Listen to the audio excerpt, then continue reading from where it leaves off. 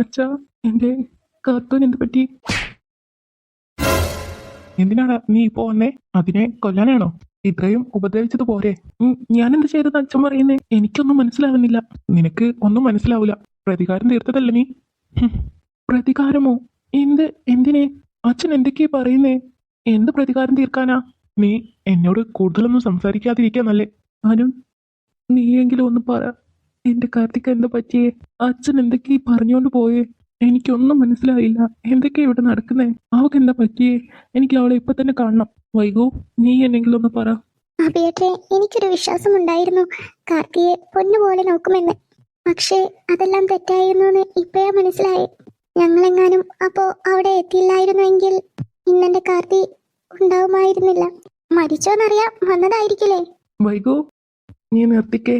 അഭി, വാ. കാർത്തികക്ക് ബോധം വന്നിട്ടുണ്ട്. വേണമെങ്കിൽ ആർക്കെങ്കിലും ഒരാൾക്ക് പോയി കാണാം. എന്റെ കാർത്തിയെ എനിക്കിപ്പൊ തന്നെ കാണണം. അഭി, നീ കരയല്ലേ? സത്യത്തിൽ ഇന്ന് അവിടെ എന്താ സംഭവിച്ചേ?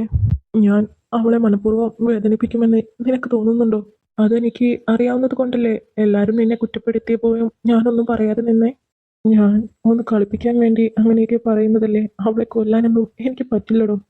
കൊല്ലാൻ പോയിട്ട് അവളെ മേല് ഒരു ഉറുമ്പ് കടിക്കുന്ന പോലും എനിക്കിഷ്ടമില്ലാന്ന് നിനക്കറിയൂലേ?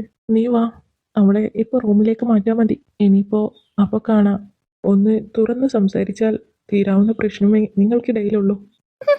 എന്റെ വൈകു, ചെറിയ കുട്ടികളെ പോലെ കരയാതെ വലിയ ആൾക്കാരെ പോലെ കരയേ. ദേ, കിടപ്പിലാണെന്നൊന്നും ഞാൻ നോക്കൂല. ഒരെണ്ണൂടി വെച്ച് തരും. നിനക്ക് ഇതെല്ലാം തമാശ. മനുഷ്യന്റെ നല്ല ജീവൻ അങ്ങ് പോയി. വൈകു, നീ ടെൻഷൻ ആവാതെ. എനിക്കൊന്നും പറ്റിയിട്ടില്ലല്ലോ. ഒന്നും പറ്റിയിട്ടില്ല. അല്ല പിന്നെ. അല്ല, നീ ആരെയും നോക്കുന്നേ? അഭിയേട്ടൻ. അഭിയേട്ടനെ കണ്ടിരുന്നോ വൈകു നീ? നിനക്ക് വേറൊന്നും പറയാനില്ലേ കാർത്തി? അയാൾ ഒറ്റൊരാൾ കാരണ നീ ഇങ്ങനെ കിടക്കുന്നെന്ന്. അഭിയേട്ടൻ കാരണമോ? നീ എന്തൊക്കെയാ പറയുന്നേ? അഭിയേട്ടൻ എന്ത് ചെയ്തെന്നാ നീ പറയുന്നേ? നീ ഒന്നും പറയണ്ട കാർത്തി. നീ എന്നിൽ നിന്നും എന്തൊക്കെയോ ഒളിക്കുന്നുണ്ട്. എന്തോ പ്രതികാരത്തിന്റെ പേരിലാ അഭി നിന്നെ കെട്ടിയതെന്നൊക്കെ അങ്കിള് പറഞ്ഞു. നീ എന്താ ഒന്നും പറയാത്തേ? വൈകു, നീ കരുതുപോലെ അല്ല ഒന്നും. അഭിയേട്ടൻ എന്നോട് അങ്ങനെയൊക്കെ പറഞ്ഞത് അതൊക്കെ ശരി തന്നെ. പക്ഷേ ഒരിക്കലും എന്നെ വേദനിപ്പിച്ചിട്ടില്ല. ഞാൻ ഒന്നും പറയാത്തത് കൊണ്ട് വെറുതെ എന്നെ വട്ട് കളിപ്പിച്ചതായിരുന്നു. ഇന്ന് ഓഫീസിൽ പോകുന്നതിന് മുമ്പ് ഞാൻ അറിയാതെ മരിക്കുന്ന കാര്യത്തെക്കുറിച്ച് പറഞ്ഞു പോയി. അത് കേട്ടതും ആ ദേഷ്യത്തിൽ അഭിയേട്ടൻ എന്നെ ഒന്ന് തള്ളി. അതിൽ ഞാൻ ചുമരിൽ തലയിടിച്ച് വീണതൊന്നും ഏട്ടൻ കണ്ടില്ല. നീ പറയുന്നത് ശരി തന്നെയല്ലേ കാർത്തി? അതെ വൈകോ, ഞാൻ ഇന്നേ വരെ നിന്നോട് കളവ് പറഞ്ഞിട്ടുണ്ടോ? അത് മാത്രല്ല, അഭിയേട്ടനെ നിനക്കും അറിയാവുന്നതല്ലേ. ഈശ്വര, അറിയാതെ ഞാൻ അഭിയെ എന്തൊക്കെയോ പറഞ്ഞു. ഇപ്പൊ തന്നെ അതിന് ഞാൻ മാപ്പ് ചോദിച്ചേ പറ്റൂ. കാർത്തി, ഞാനിപ്പോ വരട്ടോ. അഭി പുറത്തുണ്ട്.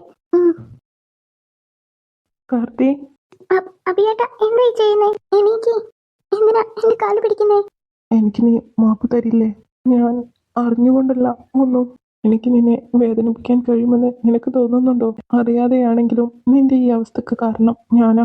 എന്റെ ദേഷ്യമാ എല്ലാത്തിനും കാരണം. ചെയ്ത തെറ്റിന് എനിക്ക് നീ മാപ്പ് തരണം. ഏയ് അഭിയേട്ട, കഴിഞ്ഞതെല്ലാം കഴിഞ്ഞു.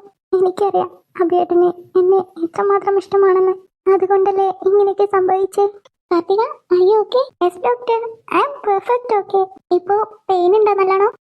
കുറച്ചൊക്കെ ഉണ്ട്. മുറിവ് ഉണങ്ങുമ്പോ പെയിൻ മാറിക്കോളും. പെയിൻ നല്ലോണം വരുമ്പോ പെയിനിന്റെ ടാബ്ലറ്റ് ഉണ്ട്, അത് കഴിക്കണേ.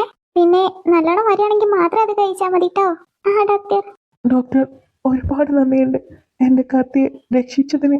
അത് എന്നോടല്ല പറയണ്ടേ, ദൈവത്തിനോടും അതുപോലെ കറക്റ്റ് ടൈമിൽ ഇവളെ ഹോസ്പിറ്റലിൽ എത്തിച്ച ആൾക്കാരോട്. ഞാൻ എന്റെ ജോലി ചെയ്തു. എന്നാ ഡിസ്ചാർജ് ആക്കുവാണേ കാർത്തി. 1 വീക്കിനുള്ളിൽ കാർത്തി പഴയ പോലെ മിടുക്കി കുട്ടിയാവും. എന്നാ ശരി കേട്ടോ.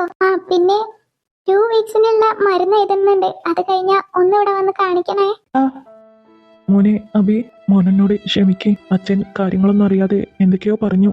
ഇപ്പോ അരുണും വൈകമോള് എന്നോട് കാര്യങ്ങളൊക്കെ പറഞ്ഞ്. അതൊന്നും കുഴപ്പമില്ല അച്ഛാ. ഏതൊരച്ഛനായാലും ഈ സാഹചര്യത്തിൽ ഇങ്ങനെയൊക്കെ പറയൂ. ഡോക്ടർ ഡിസ്ചാർജ് പറഞ്ഞിട്ടുണ്ട്. മോക്ക് നടക്കാൻ ചെറുതായി പ്രയാസമില്ലേ? അച്ഛൻ വീൽ ചെയർ എടുത്തു വരാം. അതിന്റെ ഒന്നും ആവശ്യമില്ല അച്ഛാ, ഞാനിവിടെ ഇല്ലേ. ഇതിനുമ്പേ തന്നെ ഏതെങ്കിലും പൊട്ടക്കിണറ്റിൽ കൊണ്ടുപോയിടാം. അതെ, ഞാൻ ചെയറിൽ ഇരുന്നോളാം. മിണ്ടാതിരുന്നോ, അല്ലെങ്കിൽ നീ പറഞ്ഞ പോലെ നിന്നെ വല്ല പൊട്ടക്കിണറ്റിലും കൊണ്ടിടും.